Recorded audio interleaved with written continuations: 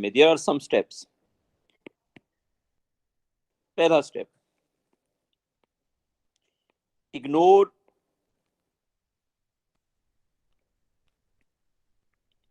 all the forces perpendicular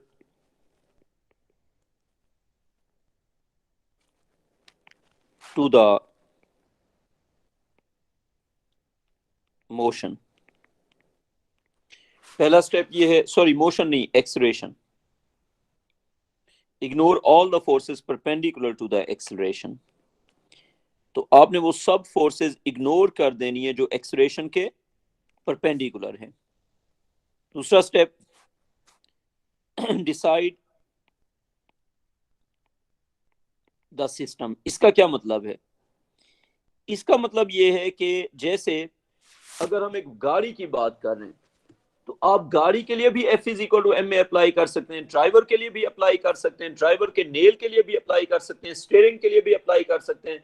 Muzammil, मैं ये बात कर रहा हूं कि अगर एक गाड़ी है जो मूव कर रही है तो F is equal to M can be applied to the whole car, to one wheel of the car, to tyres of the car, to the driver only, to the seats only, to the steering only. So you can apply this equation to any single part of the car. Yes, sir. ठीक है जी. उसको जिस पे आप equation apply करना चाहते हैं F is equal to M में, उसको हम कहेंगे system. So decide the system. उसके बाद जब सिस्टम डिसाइड हो गया, यार कोई बच्चा मेरे नाम से मेरी क्लास में आना चाह रहा है, मैं क्या करूं? अच्छा, अब आगे लिखें आप. इसके बाद आप लिखें डिसाइड द सिस्टम हो गया. उसके बाद आप लिखें divide the forces into internal and external. क्यों, वो मैं बताता हूं. मुजम्मिल, तुम एक गाड़ी में जा रहे थे, गाड़ी खराब हो गई, अब उस गाड़ी को धक्का लगाना है.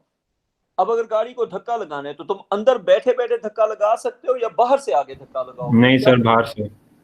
तुम्हें बाहर से आगे धक्का लगाना पड़ेगा. क्यों? बिकॉज जब तुम गाड़ी के अंदर थे, you are part of that car and your force was internal. Internal forces can not help you to accelerate something. Internal forces acceleration cause भी नहीं करती और एक्सेलरेशन में कंट्रीब्यूट भी नहीं करती. आप गाड़ी के अंदर बैठे, जितना मर्जी आप गाड़ी को धक्का मार लें, गाड़ी नहीं चलेगी. जो ही आप उठ के गाड़ी के बाहर से आके गाड़ी को पुश करेंगे, गाड़ी मूव करना शुरू कर देगी. It means that acceleration is caused by the forces which are external. No, what are the external forces?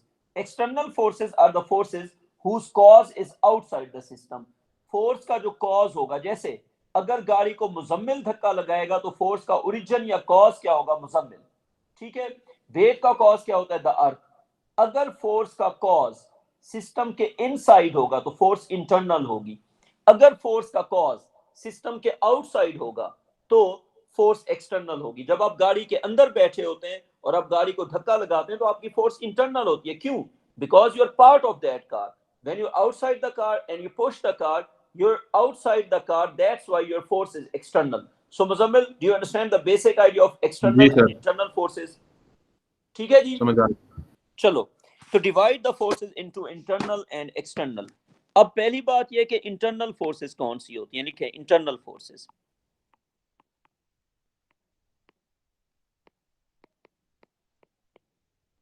Internal forces, forces caused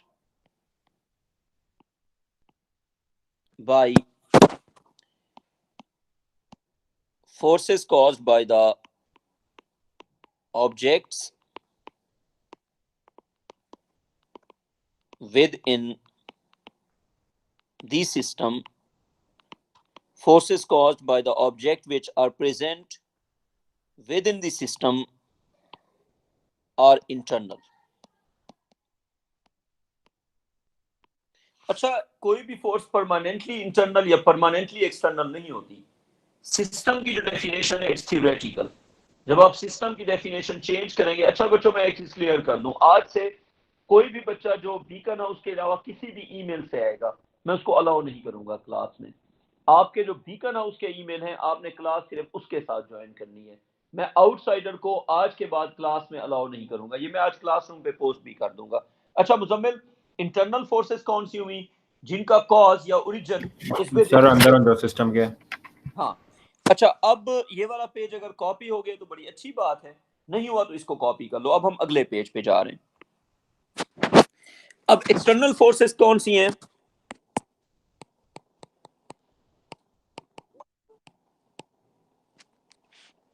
external forces are,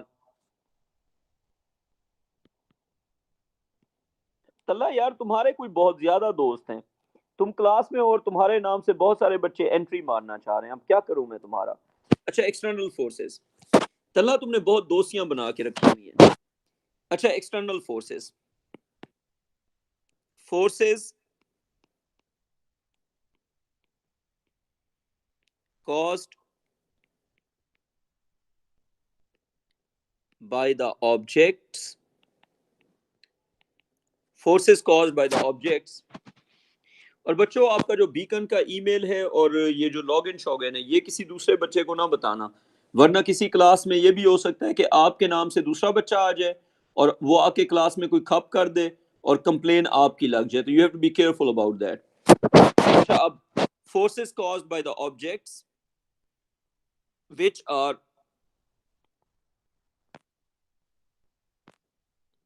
are not part of the system। यहां तक हो गई बात। आखिरी step, to apply F is equal to M में आपने क्या करना है, इंटरनल फोर्सेस को इग्नोर कर दो। इग्नोर, एग्जाम्पल कराऊंगा तो अच्छा समझ आएगा, रूल देख लो फिर एग्जाम्पल करते हैं। इग्नोर इंटरनल फोर्सेस, उसके बाद हम लिखेंगे मैस ऑफ सिस्टम, जो कि असल में होता है मैस ऑफ सिस्टम होता है sum of masses of all the objects within the system. Mass of system होता है sum of masses of all the objects which are within the system। Mass of system into acceleration is equal to sum of external forward forces।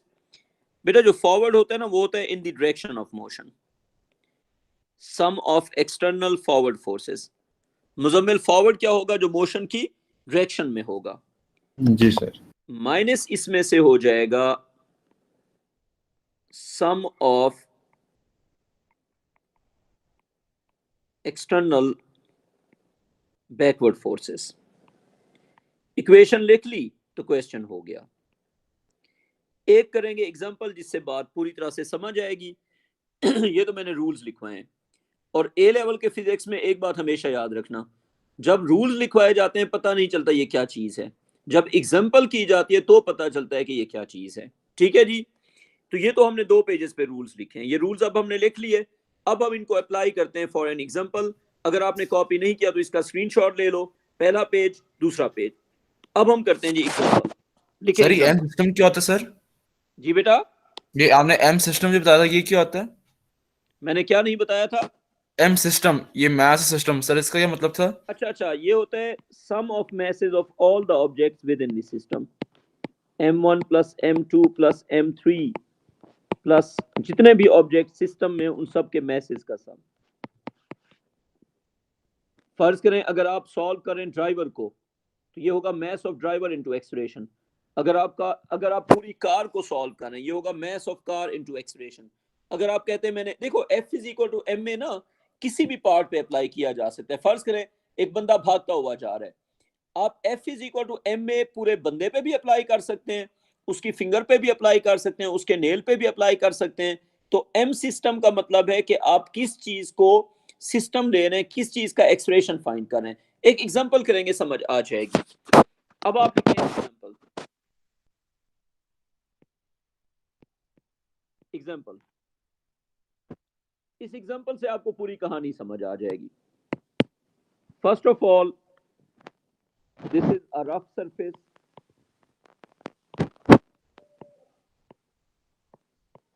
On this rough surface we have some boxes.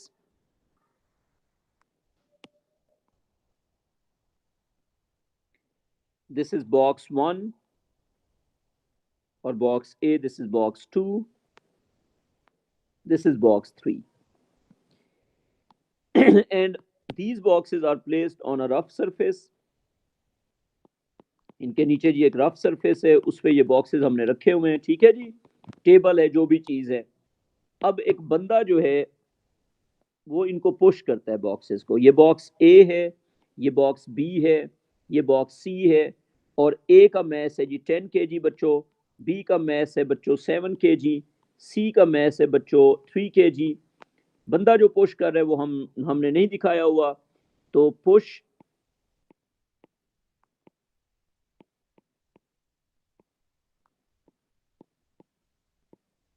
From a person of 1000 Newton's. बंदे ने जी box A को push किया। मुजम्मिल सिर्फ ए move करेगा या ए B सी तीनों move करेंगे? Sir तीनों मूव करेंगे। अगर 1000 न्यूटन फ्रिक्शन से ज्यादा है, ये भी इंपॉर्टेंट है, अगर 1000 न्यूटन फ्रिक्शन से ज्यादा है तो फिर ए बी सी तीनों मूव करेंगे।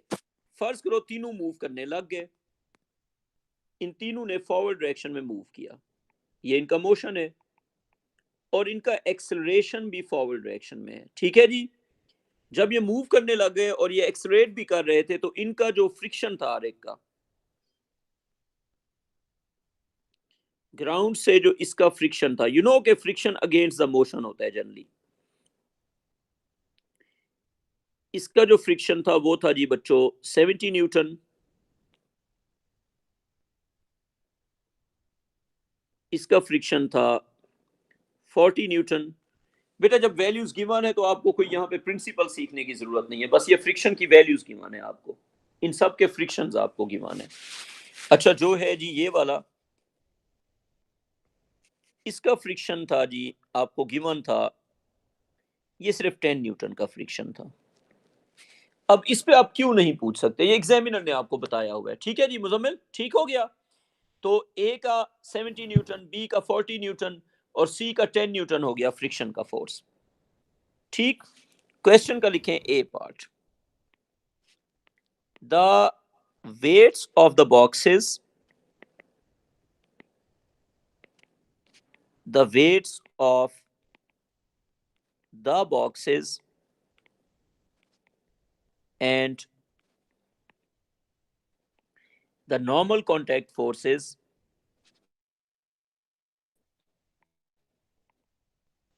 the weights of the boxes and the normal contact forces are ignored while finding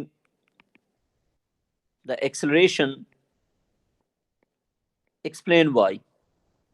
Muzammil भाई आप क्या कहेंगे? Sir weight of the boxes जो होगा वो इंटरनल फोर्स होगी, तो हम हाँ, लोग उसको बिल्कुल इग्नोर करेंगे। बिल्कुल नहीं, बिल्कुल नहीं, बिल्कुल नहीं। फिर से आंसर किया जा सकता है अगर आप दोबारा आंसर करना चाहते हैं।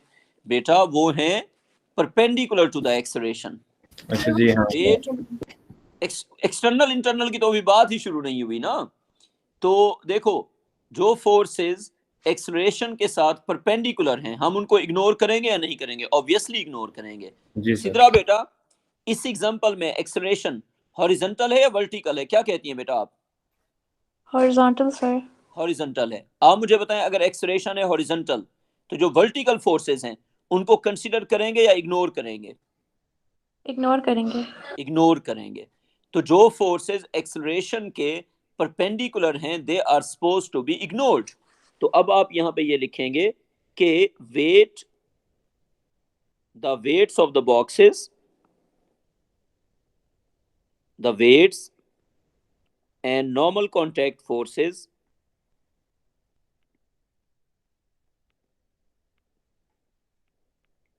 the weights and the contact forces are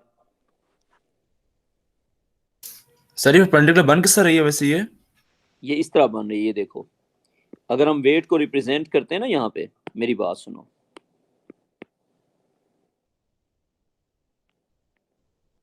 ये है वेट, क्या कहते हो? जी सर। अच्छा अब बताओ इस वेट का एक्सलेरेशन के साथ क्या एंगल बन रहा है? 90 का एंगल। 90। इसी तरह कॉन्टैक्ट फोर्स जो है वो इस तरह से होगी, तो वो भी तो 90 पे है बेटा। वेट और कॉन्टैक्ट फोर्स दोनों 90 पे है ना, तो जो जी सर। फोर्सेस परपेंडिकुलर होते हैं एक्सलेरेशन के, हम उनको इग्नोर करते हैं। तो जब जी इग्नोर सर। करें तो फिर रिप्रेजेंट करने की भी जरूरत नहीं है। ठीक है सर। तो जो फोर्सेस एक्सलेरेशन के साथ परपेंडिकुलर होंगे they are to be ignored. तो the weights and contact forces are perpendicular to the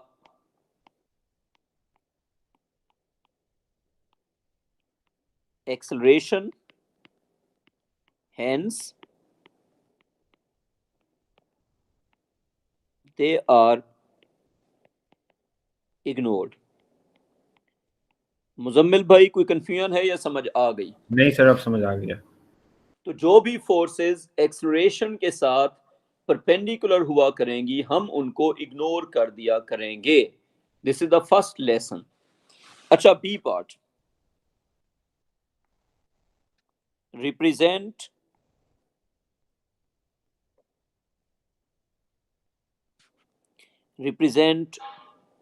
missing. Sir जो कॉन्टैक्ट फोर्सेस और वेट होगा वो एक्सेलरेशन को अफेक्ट नहीं करेगा? बिल्कुल नहीं, क्योंकि वर्टिकल फोर्स हॉरिजॉन्टल एक्सलेरेशन को अफेक्ट नहीं करती। अगर आपको प्रोजेक्टाइल याद है, अगर आपको टू डायमेंशनल मोशन याद है, तो सिद्रा बेटा हमने क्या पढ़ा था जब हमने कर्व पाथ या 2D मोशन या प्रोजेक्टाइल पढ़ा था, उसमें हमने क्या सीखा था, और वेक्टर में भी ये सीखा था। A vertical force will have no effect on horizontal acceleration and a horizontal force will have no effect on vertical acceleration. Sidra बेटा याद है ये कहानी? जी sir, but only as long as they are perpendicular, right? Yes, okay, जाहिर सी बात है। तो इफ ठीक द है। Forces are perpendicular to acceleration they have no contribution to the acceleration. तो वो वाली फोर्सेस जो एक्सलेरेशन के साथ 90 डिग्रीज पे होंगी उनका एक्सलेरेशन में कोई रोल नहीं है। मुजम्मिल यही बात थी ना? जी सर, यही है। ठीक है। अब रिप्रेजेंट मिसिंग फोर्सेस। बच्चों यहां तक अगर कोई क्वेश्चन है तो आप लोग पूछ सकते हैं, otherwise we should move on. अच्छा सर ये एफ आर क्या लिखे है? एफ आर फ्रिक्शन है बेटा। फ्रिक्शन देखो बॉक्स ए पे ठीक है ग्राउंड की, देखो जब बॉक्सेस को आप आगे पुश करोगे तो उस पे फ्रिक्शन होगी या नहीं होगी? जी सर। तो वो तो ये जो डिफरेंट एफ, होगी ना सबके लिए। हाँ हाँ, हर एक की अपनी अपनी होगी। ए पे फ्रिक्शन है 70 न्यूटन, बी पे फ्रिक्शन है 40 न्यूटन, सी पे फ्रिक्शन है 10 न्यूटन, और it's given in the question.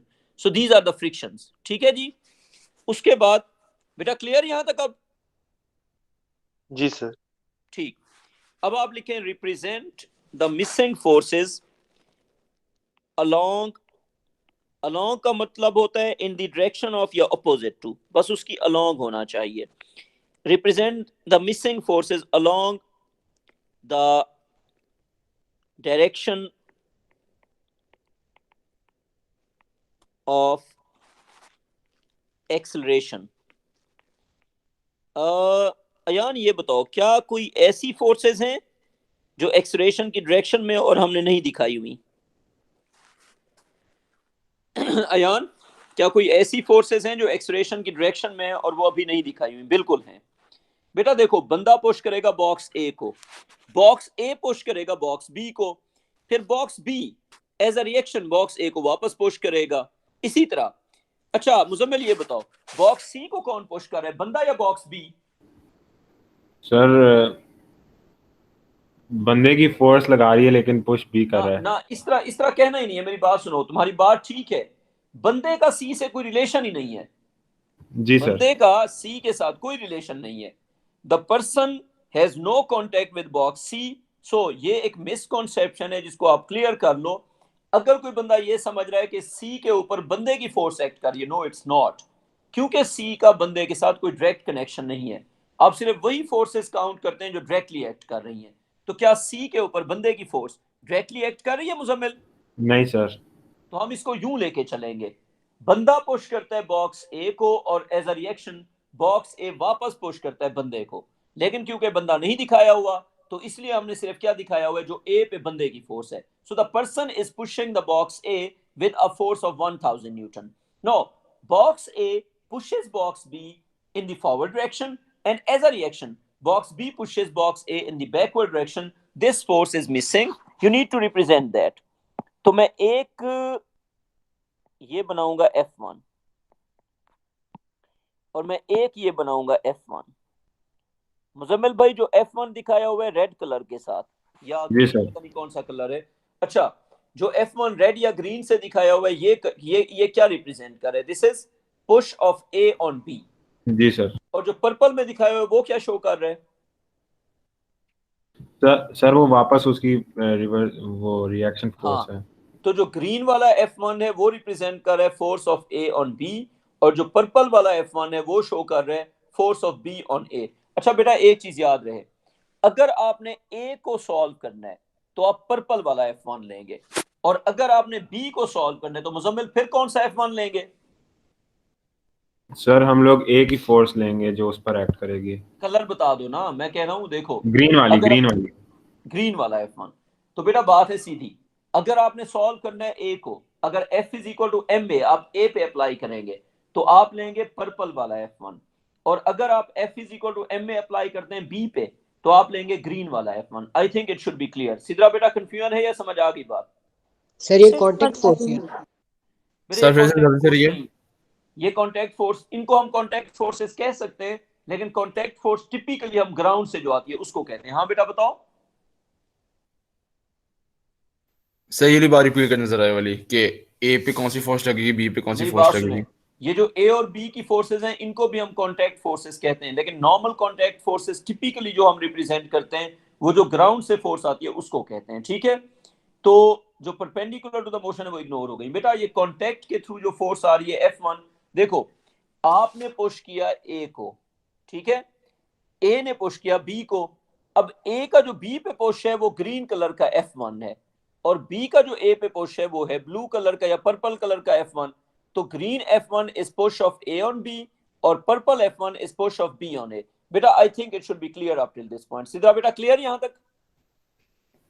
Yes sir. Yes sir. अच्छा अब आगे बताओ, C को कौन पुश करेगा? जल्दी से बताओ. C को बी सर.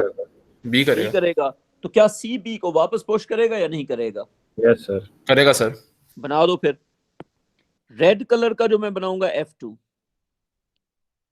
मुजम्मिल रेड वाला F2 क्या रिप्रेजेंट कर रहा है? पुश ऑफ सर ये force of B on C. हाँ, push of B on C. और जो मैं वापस फोर्स लगेगी उसको मैं डिफरेंट ब्लू कलर से शो कर रहा हूं. तो मुजम्मिल ब्लू वाला जो F2 है, देखो दोनों F2 होंगे इक्वल और अपोजिट. जी सर. और ब्लू वाला जो F2 है वो क्या है? वो है push of C on B. Muzammil अगर मैं B को सॉल्व करूंगा तो मैं F2 कौन सा लूंगा, ब्लू कलर का या रेड कलर का? पर आप ब्लू वाला लेंगे. ठीक है, अगर मैं B को सॉल्व करूंगा तो मैं ब्लू वाला F2 लूंगा, और अगर मैं C को सॉल्व करूंगा तो मैं ग्रीन वाला F2 लूंगा. लेकिन बिफोर डूइंग एनीथिंग मुझे ये डिसाइड करना होगा कि कौन सी फोर्सेस इंटरनल हैं, कौन सी फोर्सेस एक्सटर्नल हैं. तो बॉक्सेस के जो एक्शन रिएक्शन पेयर्स मिसिंग थे वो हमने रिप्रेजेंट कर दिए. सिद्रा बेटा यहां तक क्लियर? जी सर. सर बात सुने, बी की फोर्स निकालने के लिए हम रेड और F2 इस्तेमाल करेंगे. क्या करने के लिए? फिर से बताओ. बी की फोर्स निकालने के लिए हम रेड वाला बात सुनो, ये ना कहो बी की फोर्स निकालने के लिए, कहो बी को सॉल्व करने के लिए. बी को सॉल्व करने के लिए सर हम F2 रेड वाला इस्तेमाल करेंगे ना, जो उस पे एक्ट कर रहा है ब्लू वाला यूज करेंगे. ब्लू वाला बी के अपने ऊपर लग रहा है बेटा, जो बी पे लग रहा है, जो बी लगा रहे हैं वो नहीं. जो सी को सॉल्व करने के लिए लाल वाला लगेगा. बात सुनो इब्राहिम, मेरी बात सुनो. रेड वाला F2 बी लगा रहा है सी पे, और ब्लू वाला F2 सी लगा रहा है बी पे. अगर आप बी को सॉल्व करेंगे तो आप वो वाला लेंगे जो बी पे लग रहा है. बी पे जो लग रहा है वो ब्लू वाला F2 है. इब्राहिम अब सवाल पूछो अपना. तो सर जो ए पे अगर ए सॉल्व करने का तो हम पर्पल वाला F1 इस्तेमाल करेंगे. जबरदस्त, बिल्कुल सही कह रहे हैं आप. लेकिन सर बी पे दो फोर्सेस पे लग रही है ना, तो ग्रीन वाली भी लग रही, ब्लू वाली भी लग रही है. अब तो ठीक है, तो ग्रीन वाला F1 लेंगे और ब्लू वाला F2 लेंगे. मैंने कब मना किए? दोनों फोर्सेस लेंगे एक साथ. दोनों फोर्सेस लेंगे बिल्कुल. और सी को सॉल्व करने के लिए हम रेड वाला इस्तेमाल करेंगे. जबरदस्त, आपको पूरी समझ आ गई है. ठीक है सर. ठीक है, अब आगे चले. यस अब सर। बच्चों अब हम आते हैं मेन काम पे। सॉल्विंग अ प्रॉब्लम का मतलब क्या होता है? सॉल्विंग अ प्रॉब्लम का मतलब होता है जो भी मिसिंग चीजें हैं उनको फाइंड करना, ठीक है। तो अब हम आते हैं इसके आगे और इसकी इक्वेशंस भी लिखते हैं, सब कुछ करते हैं। अब इसके बाद आप क्वेश्चंस की जगह वैसे जनरली एक बात लिखें solving solving the problem here means solving the problem, जो हमने हेडिंग लिखी थी उसका मतलब ये है कि एग्जामिनर आपको कहेगा ए फाइंड करो, एग्जामिनर कहेगा भाईजान आप F1 फाइंड करो, एग्जामिनर कहेगा भाईजान आप F2 फाइंड करो। तो जो मोशन के अलोंग मिसिंग चीजें हैं, मुजम्मिल मुझे लगता है there are 3 things missing in this question, ऐसे ही है। जी सर। F1 मिसिंग है, F2 मिसिंग है और A मिसिंग है, यही है ना, और तो कुछ नहीं है। जी सर यही है। अच्छा, अगर आपको प्रॉब्लम को सॉल्व करना है तो आपको जो बात समझनी है वो ये है कि इंटरनल और एक्सटर्नल फोर्सेस क्या हैं और कॉन्सेप्ट क्या है। चलें जी, अब मैं आपको देता हूं इस क्वेश्चन का मुजम्मिल, हम बी पार्ट तक कर चुके हैं या सी पार्ट तक? हमारा आखिरी पार्ट क्या था? C B sir. सी था या बी था? B sir B. ठीक है, अब सी पार्ट लिखो। सिस्टम, एग्जामिनर ने आपको सिस्टम खुद बताया A plus B plus C. Take A B and C as the system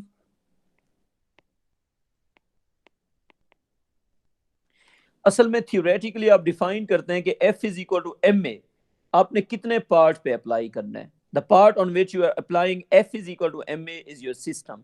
for example, अगर आप एक पूरी ट्रेन की बात करते हैं तो उस ट्रेन के आप एक व्हील पे भी अप्लाई कर सकते हैं, उस ट्रेन के एक सीट पे भी अप्लाई कर सकते हैं, और पूरी ट्रेन पे भी आप अप्लाई कर सकते हैं F is equal to M A. So out of the whole object how much portion you want to solve is called the system. ठीक है जी मुजम्मिल, क्लियर है? कोई कंफ्यूजन है इसमें? क्लियर है सर। अच्छा अब देखो, take A B C as the system to find A. अब बच्चों यहां से आगे ना पूरी तरह आपने कंसंट्रेट करना है। अगर हम बॉक्सेस को लेते हैं सिस्टम, तो मुजम्मिल भाई सबसे पहले आप बताएं कि अगर ए बी सी सिस्टम है तो कौन कौन सी फोर्सेस इंटरनल हो जाएंगी? सर जो मतलब कि उन जो पे ए एक्ट बी करेंगे और सर। सी के इन बिटवीन है। जी सर। अगर ए बी और सी को हम सिस्टम लेंगे तो वो वाली फोर्सेस जो ए बी और सी के इन बिटवीन है वो क्या हो जाएंगी? इंटरनल। तो मुजम्मिल भाई क्या आप कोई एक दो इंटरनल फोर्सेस के नाम बता सकते हैं? Sir F1 F2। हाँ, सिद्रा बेटा आप बता सकती हैं F1 इंटरनल फोर्स क्यों है? सिर्फ क्योंकि वो सिस्टम के अंदर एक्ट कर रही है। क्योंकि भाई ए बी पे फोर्स लगा रहे, बी ए पे फोर्स लगा रहे और दोनों सिस्टम का पार्ट है, तो वो it is between the objects within the system. F2 between B and C, ठीक है जी, तो वो भी विद इन द सिस्टम है। तो अच्छा, अब अगर मैं आपसे पूछता हूं कि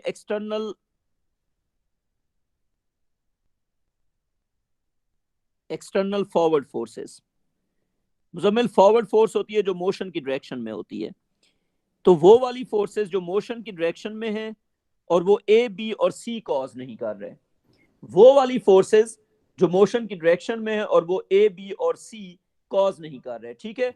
अच्छा देखो, सर वो इसमें ना मैं पुश सीधी कर। इक्वेशन लिखवा के प्रॉब्लम सॉल्व करा दूं, आपका फायदा कोई नहीं होगा।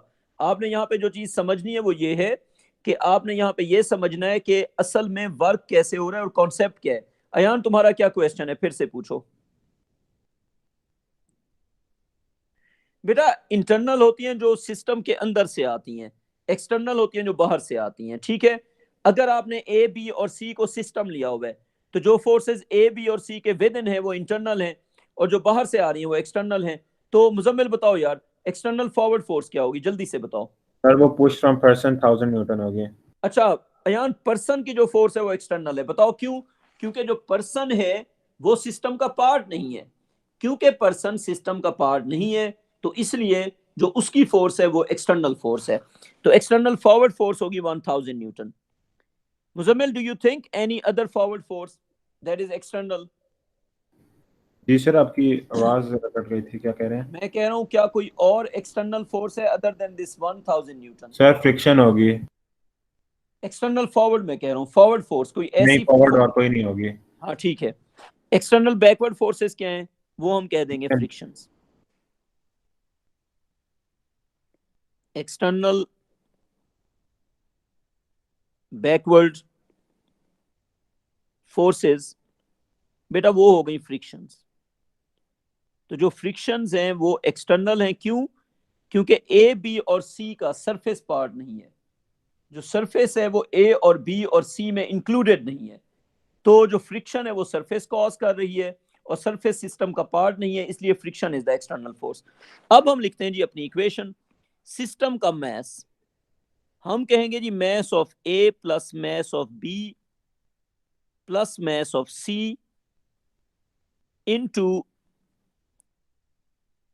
The acceleration. मुजम्मिल आती है बात समझ? जी सर। ए बी सी का mass into acceleration is equal to forward force बच्चों हो गया 1000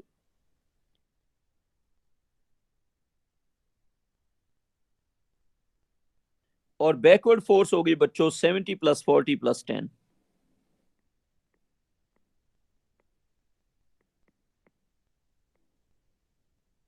ठीक है जी मुजम्मिल, कोई कंफ्यूजन है या समझ आ गई? समझ आ गई है सर। अच्छा, अब F1 और F2 को हमने इग्नोर मार दिया, क्यों? क्योंकि वो इंटरनल फोर्स है, तो जो इंटरनल फोर्स होती है वो इग्नोर हो जाती है। इस तरह हमें मिल जाएगा एक्सप्रेशन। अब वैल्यूज पुट करते हैं। MA है 10। इस तरह की बहुत सारी एग्जांपल्स करेंगे तो कॉन्सेप्ट पक्का हो जाएगा। 10 plus 7 plus 3 into acceleration is equal to 1000 minus 120. A is equal to मुझे लगता है 880 over 20, तो मुझे लगता 44 है ये आ गया 44 मीटर पर सेकंड स्क्वायर। ठीक है जी बच्चों, यहां तक अगर कोई कंफ्यूजन है तो you can ask the question, otherwise we should move on.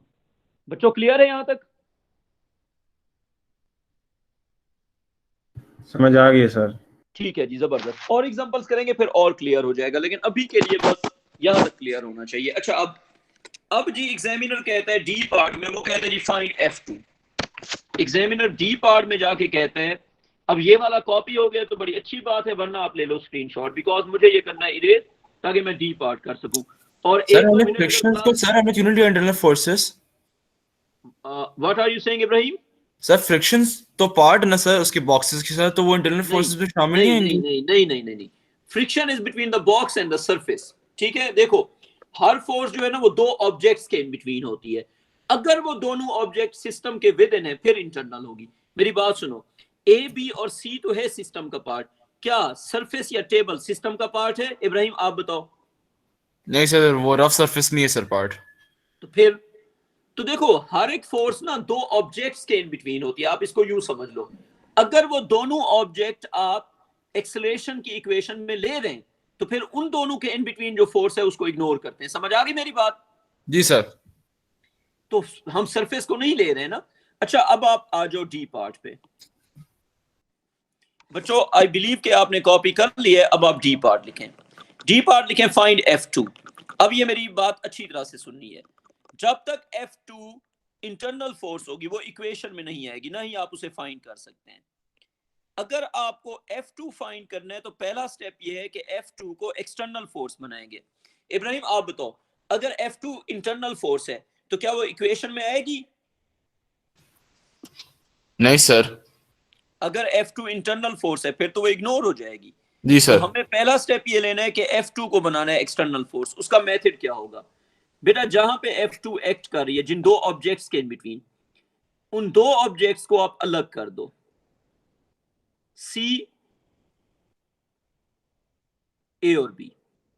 अब आपके पास दो F2 ऑप्शन को है। एक्सटर्नल फोर्स की बनाना है। हाँ बेटा, अगर F2 इंटरनल फोर्स होगी तो इक्वेशन में होगी नहीं, तो फिर वो फाइंड कैसे होगी? मेरी बात सुने, अगर F2 इक्वेशन में नहीं होगी तो क्या हम उसे सॉल्व कर सकते हैं? बेटा आप बताएं। नहीं सर। बेटा F2 सॉल्व तो तभी होगा जब इक्वेशन में होगा। अब देखें, जैसे पिछली एग्जांपल में F1 और F2 सी पार्ट में F1 और F2 इंटरनल फोर्सेस थी, जब F1 और F2 इंटरनल फोर्सेस थी तो हम उसे सॉल्व कर सके थे? नहीं, क्योंकि F1 और F2 तो इक्वेशन में नहीं आएगा बेटा। जो फोर्स इंटरनल होगी वो इक्वेशन में होगी नहीं, तो F2 तो तब मिलेगा जब वो इक्वेशन में आएगा, और वो इक्वेशन में तभी आएगा जब एक्सटर्नल होगा। मुजम्मिल समझ आ गई बात? जी सर समझ आ गई। जब तक F2 एक्सटर्नल फोर्स नहीं बनेगा वो इक्वेशन में नहीं आएगा, जब तक F2 इंटरनल फोर्स होगा वो इक्वेशन में नहीं आएगा। अब मेरी बात सुने, अगर आपको एक्शन रिएक्शन पेयर फाइंड करना है, जैसे अभी F2 फाइंड करना है, तो आप ये करें कि F2 है B और C के इन बिटवीन, तो या तो आप C वाली साइड को सॉल्व करें या B वाली साइड को सॉल्व करें, दोनों तरह से आपको आंसर मिल जाएगा। Now your two options are the system that you can take. अब सबसे पहले आप लिखेंगे मेथड 1 या ऑप्शन 1। ऑप्शन 1 आप सिस्टम ले लें जी C को। अच्छा मुजम्मिल ये बताओ, अगर मैं C को सिस्टम लेता हूं, C ओनली, तो बताओ जो F2 है, F2 कौन सा वाला? ग्रीन वाला। ग्रीन वाला जो सॉरी रेड वाला जो F2 है वो C पे एक्ट कर रहा है। अब अगर रेड वाला F2 C पे एक्ट कर रहा है तो आप मुझे बताएं, अगर हम सिर्फ C को सिस्टम ले रहे हैं तो मुजम्मिल ये F2 जो रेड वाला है ये एक्सटर्नल फोर्स होगा या इंटरनल फोर्स होगा? क्या कहते हो सर वो एक्सटर्नल एक्सटर्नल, क्योंकि B अब सिस्टम का पार्ट नहीं है। इब्राहिम तुम्हें समझ आ गई इस बात की? जी सर। अगर C ओनली लेंगे, ठीक है, तो B उसमें इंक्लूडेड नहीं है, तो जो फोर्स B कॉज करेगा वो फिर वो एक्सटर्नल फोर्स मान जाएगी। अच्छा एक ऑप्शन ये हो गया। सर नहीं समझ आई ये वाली बात। मैं समझाता हूं, देखो अगर तुमने फाइंड करना है F2, तो देखो F2 किन दो ऑब्जेक्ट्स के इन बिटवीन एक्ट कर रहा है? आप बताएं, F2 is between which two objects? Between B and C। B and C। अब अगर आपको फाइंड करना है F2, तो या तो आप B वाली साइड को सॉल्व कर लो या आप C वाली साइड को सॉल्व कर लो। B और C को आप स्प्लिट कर देंगे दो पार्ट्स में, थियोरेटिकली नॉट प्रैक्टिकली। या तो आप C वाली तरफ को सॉल्व करेंगे या B वाली साइड को सॉल्व करेंगे। जैसे अभी हम सिर्फ C को सॉल्व करते हैं। बेटा आप मुझे ये बताएं, अगर हम सिर्फ C को सॉल्व करेंगे तो B होगा उसमें इंक्लूडेड? नहीं सर। तो जो फोर्स B कॉज करेगा वो एक्सटर्नल बन जाएगी, तो F2 बन गई एक्सटर्नल फोर्स। अच्छा दूसरा ऑप्शन ये है कि आप सिस्टम ले लें A और B को। मुजम्मिल अगर मैं A और B को सिस्टम लूंगा तो F2 कौन सा काउंट होगा, ब्लैक वाला या रेड वाला? सर अगर आप A और B को सिस्टम ले तो फिर ब्लू वाला। हाँ जी। अगर मैं A और B को सिस्टम लूंगा तो जो उस पे एक्ट कर रहे हैं F2 वो है ब्लू वाला। तो मुजम्मिल ये F2 अब एक्सटर्नल फोर्स क्यों बन जाएगा? क्योंकि C इसका पार्ट नहीं है, A और B का C पार्ट नहीं है ना, तो जो फोर्स C से आएगी वो एक्सटर्नल हो जाएगी। अच्छा अब मैं लिखता हूं सिर्फ C की इक्वेशन। मुझे बताएं C की इक्वेशन अगर लिखी जाए तो C के ऊपर कोई इंटरनल फोर्स तो है नहीं, तो मुजम्मिल C पे एक्सटर्नल फॉरवर्ड फोर्स क्या है? What is external forward force on C? Sir वही वो जो F2 है। हाँ जी। अब देखो मैस ऑफ C ओनली, अब सिर्फ C का मैस क्यों? बेटा हम सिर्फ C को सॉल्व कर रहे हैं, सिर्फ C सिस्टम है। जब सिर्फ C सिस्टम होगा तो मैस किसका लेंगे? सिर्फ C का। Mass of C into acceleration is equal to F2 is the forward force minus 10 newton is the backward force. Muzammil आती है समझ, ये है कोई कंफ्यूजन? सर जी समझ आती है। बेटा देखो C पे हैं दो फोर्सेस, कौन सी? F2 और 10 न्यूटन। जब हम C को सिस्टम लेंगे, जो F2 है वो आ रहा है B से और जो 10 न्यूटन है वो आ रहा है ग्राउंड से, दोनों एक्सटर्नल हैं। तो F2 is the forward external force, 10 newton is the backward external force, और MC जो है mass of C is 3 kg, acceleration is 44, is equal to F2 minus 10। Muzammil भाई हमें इसका आंसर बताया जाए जल्दी से। बच्चों इसका आंसर बताओ क्विकली। सर 122 आ रहा है। 122 सर आ रहा है। F2 इंटरनल होगी ना ना करो यार, 122 तो नहीं आ सकता। 142 142। अच्छा बेटा अभी मेरी बात सुनो, Sorry, F2 sir, जो है, मेरी बात सुनो, F2 जो रेड कलर का है जो C पे एक्ट कर रहा है वो एक्सटर्नल फोर्स हो गया। उसकी वजह ये है कि हम सिर्फ C की इक्वेशन लिख रहे हैं, तो हम जब सिर्फ C की इक्वेशन लिखेंगे तो B जो है वो उसमें इंक्लूडेड नहीं है, तो जो फोर्स B से आएगी it would be treated as external force. बेटा बात सुनो, कोई भी फोर्स एक्सटर्नल या इंटरनल नहीं होती, इट डिपेंड्स कि what part you are solving. For example if you are solving B and C और सी, तो अगर फर्ज करें आप सिर्फ सी सॉल्व कर रहे हैं, जब आप सिर्फ सी सॉल्व करेंगे तो जो बी की फोर्स है वो एक्सटर्नल हो जाएगी। अच्छा बच्चों देखो 3 इंटू 44 प्लस हो जाएगा इसमें 10, तो बच्चों कितना आ गया था 142। Yes sir. जी सर। अच्छा यही आंसर फिर दूसरी तरह से भी तो मिलना चाहिए ना। तो मुजम्मिल मुझे मेरी बात सुनो, अगर ए और बी को लेते हैं सिस्टम, तो बताओ इंटरनल फोर्स कौन सी है?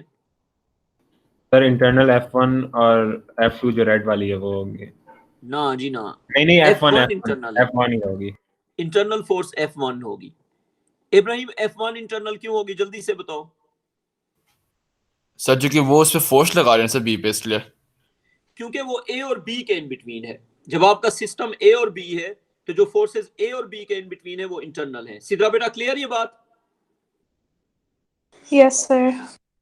अच्छा अब आप मुझे ये बताएं कि 1000 न्यूटन बंदे से आ रही है, बंदा ए और बी का पार्ट नहीं है, तो 1000 न्यूटन एक्सटर्नल, फ्रिक्शन जो है वो एक्सटर्नल, क्यों? सरफेस ए और बी का पार्ट नहीं है। अच्छा अब मुजम्मिल जो ब्लैक वाला F2 है वो लेंगे या रेड वाला F2 लेंगे? सर रेड वाला। मुजम्मिल ए और बी की बात हो रही है। अच्छा हाँ ए और बी सर ब्लू वाला। बेटा बात सुनो, जब ए और बी की बात हो रही है तो जो फोर्सेस ए और बी पे एक्ट कर रही है सिर्फ वो कंसीडर करेंगे, जो सी पे एक्ट कर रही है वो कंसीडर नहीं करेंगे। अब अगर बात हो रही है ए और बी की, तो जो फोर्सेस ए और बी पे एक्ट कर रही है सिर्फ वो लेंगे, और ब्लैक जो ब्लू वाला F2 है, ब्लू वाला F2 एक्ट कर रहा है बी पे, वो हम लेंगे। अच्छा जो ब्लू वाला F2 है, ब्लू वाला F2 एक्सटर्नल फोर्स हो जाएगा, बताओ क्यों? क्योंकि उसको सी कॉज कर रहा है, और सी जो है वो सिस्टम का पार्ट नहीं है। ब्लू वाला जो F2 है it is caused by C, that is not part of the system. अब हम इसकी लिखते हैं इक्वेशन। तो बच्चों F1 तो होगी ना? कौन सी? F1 तो वो तो F1 तो इंटरनल हो गई है, उसको इग्नोर नहीं कर देंगे। F1 बिल्कुल होगी क्योंकि वो ए और बी के इन बिटवीन है, लेकिन क्योंकि वो ए और बी के इन बिटवीन है वो तो इंटरनल हो गई, तो जो इंटरनल फोर्स है वो तो इग्नोर हो जाएगी। अब अगर हम लिखते हैं इसकी इक्वेशन, ये बनेगा mass of A plus mass of B into acceleration is equal to, Muzammil आ रही है समझना, is equal to 1000। जी सर समझ आ गया। 1000 फॉरवर्ड है और बैकवर्ड जो है बच्चों वो है जी 70 प्लस 40 प्लस F2। 70 भी बैकवर्ड है। अच्छा मैं F2 ऑन पर्पस यहां पे ब्लैक कलर का बल्कि ब्लू कलर का लिखूंगा, बताओ क्यों? मैं ये ब्लू कलर का क्यों लिख रहा हूं यहाँ पे? ताकि आपको समझ आ सके कि ये वाला F2 है। मुजम्मिल ठीक है ना? जी सर। अच्छा ये देखो, आप उसको फाइंड करो, उसको फाइंड करो, action and reaction are equal and opposite, तो वो भी उतना है वो भी उतना है, आप जिसको मर्जी फाइंड कर लो। सर हाँ बेटा बताओ। सर ये F2 जो है ये एक्सटर्नल बैकवर्ड फोर्स हो जाएगी फिर? बिल्कुल एक्सटर्नल बैकवर्ड फोर्स हो जाएगी, क्योंकि देखें मोशन है राइट साइड पे और ये जो F2 है ये लेफ्ट साइड पे है, तो ये तो फ्रिक्शन की डायरेक्शन में, क्या कहती हैं आप, ये हो जाएगी एक्सटर्नल बैकवर्ड या नहीं? Yes sir. अच्छा अब इसको सॉल्व करते हैं। ए और बी का मैस मिला के 10 kg plus 7 kg into acceleration that is 44 is equal to 1000 minus 70 minus 40 minus F2। Now let's solve this। बच्चों इसका मुझे आप लोग आंसर बताएंगे, ये बन जाएगा 1000 minus 70 minus 40 माइनस हो जाएगा 17 times 44। मुजम्मिल ऐसे ही है? 142। जी सर। हाँ अगर 142 ना आता तो फिर मेरी इज्जत खराब हो जानी थी एज अ टीचर, क्योंकि दोनों मेथड से सेम आंसर आना चाहिए, नहीं आएगा तो ऑब्वियसली फिर मेरे अंदर मसला हो गया ना, मेरे सोल्यूशन के अंदर मसला हो गया। चलो बच्चों मेरी इज्जत बच गई, सेम आंसर आ गया। इसके आगे इंशाल्लाह हम कल कंटिन्यू करते हैं। तो आज वाले बेसिक कॉन्सेप्ट समझ आ गए आपको मुजम्मिल? जी सर समझ आ गए। सो ये मैं एक चीज क्लियर कर दूं, ये जो आज की क्लास थी ये इस पूरी टर्म की सबसे इंपॉर्टेंट क्लास थी, बिकॉज जब आप प्रॉब्लम सॉल्विंग के टुवर्ड्स जाते हैं इस तरह के, तो उसमें आपको डिसाइड करना होता है okay this is the system, these are the internal forces, these are the external forces, MA is equal to external forward forces minus external backward forces and the internal forces are to be ignored। हाँ बच्चों कोई question है आपका तो आप पूछ सकते हैं। सर फ्राइडे को जो वेक्टर्स का टेस्ट है वो किस टाइम पे होगा? बेटा वो मैं आपको दूंगा एक वर्कशीट और उसका मैं आपको टाइम दूंगा कि इस टाइम से पहले आप मुझे रिटर्न कर दें। वो यूं समझें आप, मैं फ्राइडे को जो टेस्ट है वो फ्राइडे की मॉर्निंग को टेस्ट हो जाएगा अपलोड, और वो आपने उसी दिन में 12 PM से पहले पहले सबमिट कराना होगा। ये सिस्टम होगा। सर किस चीज का टेस्ट है? बेटा वेक्टर्स का टेस्ट है और टेस्ट का ड्यूरेशन होगा हाफ आवर। तो पूरे दिन में जहां पे भी आपके पास हाफ आवर है, आप Friday अपनी में तो ईमानदारी classes से होती अपने हैं। आप को टाइम करके वो मुझे रिटर्न कर दोगे और क्वेश्चन अनसीन होंगे फॉर द रीजन ताकि आप नकल ना मार सको। सर फ्राइडे को तो क्लासेस नहीं होती, तो 12 PM से कैसे करेंगे? बेटा मैं 12 AM में कह रहा हूँ, मैं रात के 12 बजे कह रहा हूँ। सर रात के सुबह बेटा पूरे दिन में जब मर्जी आप मुझे वो टेस्ट रिटर्न करोगे, इट्स योर ठीक है सर, चॉइस। शाम को 7 कर बजे लेंगे। से लेके बेटा आसान जबान में सुबह 7 बजे से लेके रात के 12 बजे के इन बिटवीन जहां पे आप आधे घंटे के लिए फ्री होंगे, आपका आधे घंटे का टेस्ट होगा, वो करके सबमिट कर दोगे। समझ आ गई बात? सही है सर, समझ आ गई। सुबह के 7 बजे से लेके रात के 12 बजे तक, उसके इन बिटवीन आपके पास बहुत ज्यादा टाइम होगा, यानी कि आपके पास कोई 17-18 घंटे होंगे जहां पे भी आप आधा घंटा फ्री होंगे, आप वो टेस्ट करके मुझे सबमिट करा देंगे। जी बेटा आप बताएं। सर कल वाली क्लास की रिकॉर्डिंग प्लीज अपलोड कर दें। जी बेटा मैं थोड़ी देर में कर दूंगा, क्योंकि अभी मैं फारिग थोड़ा 4 बजे तक हूँगा, मैं 4 बजे तक कर दूंगा। सही सर। सही है सर, अल्लाह हाफिज। जी बच्चों टेक केयर, खुदा हाफिज। अल्लाह हाफ़िज़ सर। अल्लाह हाफिज बच्चों। जी बेटा सर आप डायनामिक्स और काइनेमैटिक्स के रिकॉर्ड लेक्चर्स लगा रहे हैं। मैं जल्दी कर दूंगा, लेकिन अभी थोड़ा सा ना मैं फारिग नहीं हो रहा, लेकिन मैं कर दूंगा। और यू नो दैट दिसंबर में आपका मिड टर्म नहीं हो रहा, जनवरी में होगा। अभी मैं अपने जो लोकल टेस्ट लूंगा बस वही होंगे। जी सर पता है सर, लेकिन आगे वाले टॉपिक्स इतनी समझ नहीं आती है तो पीछे वाले क्लियर ना हो तो नहीं बस वो मैं डायनामिक्स आपसे क्लास एग्री लगा कर रहा रहे हूँ, हैं। वो मुझे लाजमी लगाना चाहिए, लाजमी सी बात है, वो आपको हेल्प सर आउट करेगा। जैसे आपने पास पेपर्स की ड्राइव की लिंक लगा दी थी ना, तो अगर उनकी भी ड्राइव की लिंक है तो वो लगा दें। मैं वो ढूंढ रहा हूँ ना, मेरे पास है, लेकिन वो मेरे फोल्डर्स है उसमें कहीं पे है, मैं ढूंढ के लगा दूंगा। जी सर। जी बेटा टेक केयर, खुदा हाफिज। सर जी बेटा सर ओ लेवल्स में तो हम स्ट्रेट फॉरवर्ड करते थे ना, ये सिस्टम वाला चक्कर में तो हम नहीं पढ़ते। तो बेटा वो तो ओ लेवल था ना, वो तो सर इसमें बात हम सुनो। हमेशा अच्छा बात सुनो 1 मिनट। अयान, तुम्हें F is equal to M में अप्लाई करते हुए कभी ऐसा फील हुआ था कि Newton was a great person? No it was not. बेटा असल में ना ये जो हम पढ़ा करते थे ना, F is equal to M में action is reaction equal opposite, तो इससे तो लगता है कि न्यूटन कोई बेवकूफ आदमी था जिसने सीधी सीधी बातें की थी। अयान ठीक है, लेकिन जो असल उसके जो है ना ये चीजें ये कॉम्प्लिकेटेड थी।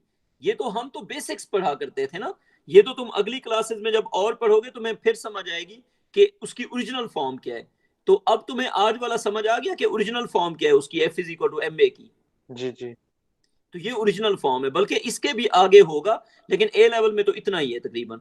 तो देखो पहले हम डिसाइड करते हैं this is the system, these are the internal forces, these are the external forces, then all of that. बेटा आपके उसमें ना ओ लेवल में ऑब्जेक्ट ही एक होता था, ठीक है? जी यहाँ पे तो आपके जो क्वेश्चंस है उसमें 3 4 5 ऑब्जेक्ट्स हो सकते हैं। तो फिर उस केस में जो है आपको वो सारे ये आइडिया आई थिंक तुम्हें समझ आ गया होगा। जी सर, ये है जब हमने F2 निकालना था तो जो सेकंड ऑप्शन है सर, उसमें हम ए बी की इंटरनल फोर्सेस को इग्नोर करते हैं ना। बिल्कुल, ए और बी की इंटरनल फोर्स F1 है उसको इग्नोर कर दिया। और हमने जो सी की F2 है वो निकालनी है। बिल्कुल, ठीक है आप सर। बेशक बात सुनो, आप बेशक सी की F2 निकालो या बी की F2 निकालो, दोनों F2 आपस में इक्वल नहीं होंगे। जी जी इक्वल। ये बात है ना। ठीक है सर। एग्जामिनर वो पूछे या ये पूछे, एग्जामिनर रेड वाला F2 पूछे या ब्लैक वाला, दोनों है तो इक्वल ना। ठीक। आप एक्शन निकालो या रिएक्शन निकालो, आंसर तो वही आएगा। चलो बेटा कल ठीक है इसके सर। आगे कंटिन्यू करते हैं। टेक ठीक है केयर, सर। खुदा हाफिज। अल्लाह हाफिज।